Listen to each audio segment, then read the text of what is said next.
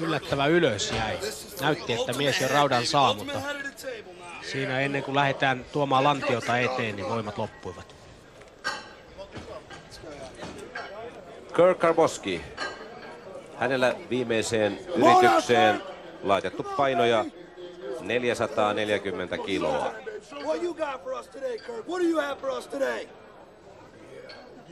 What do you got for us today, baby? You, baby, come on. All right, Kirk, what do you got? What are you gonna show us, Kirk? What are you gonna show us, Kirk? Show me something, baby. Come on. Man, you got the head of the table. You show us, Kirk. You show us, Kirk. Payday now, man. Payday. You show us, Kirk. Let's go now, big guy. Get your money now. Come on.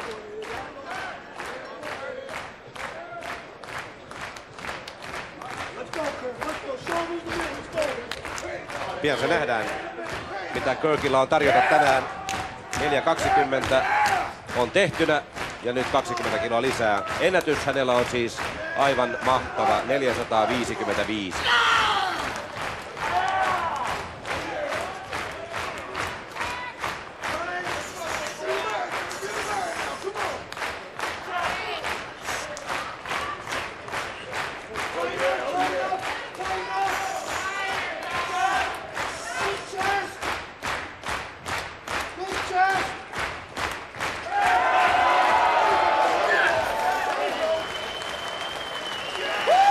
Siinä se oli, 440 kiloa.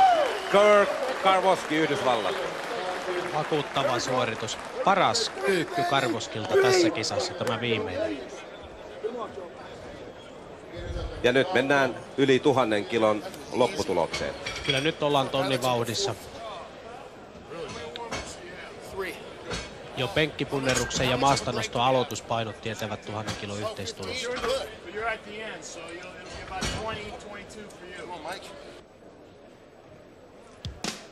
Suosikki Kirk Karwoski teki 3 onnistunutta kyykkyä. Ja se on tietysti aina tärkeää myöskin jatkoa ajatellen, että 3 kyykkyä menee läpi. Kyllä se on yhteistuloksen kannalta erittäin ratkaiseva asia. Ja kolmannella siis peräti 440 kiloa.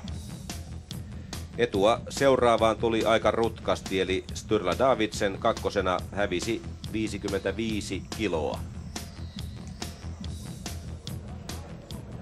Sen jälkeen on tasaista ja penkissä nimenomaan Midote varmaan ohittaa Grendelin ja ehkä myös Liangin, joten pronssista käydään vielä tiukka taistelu.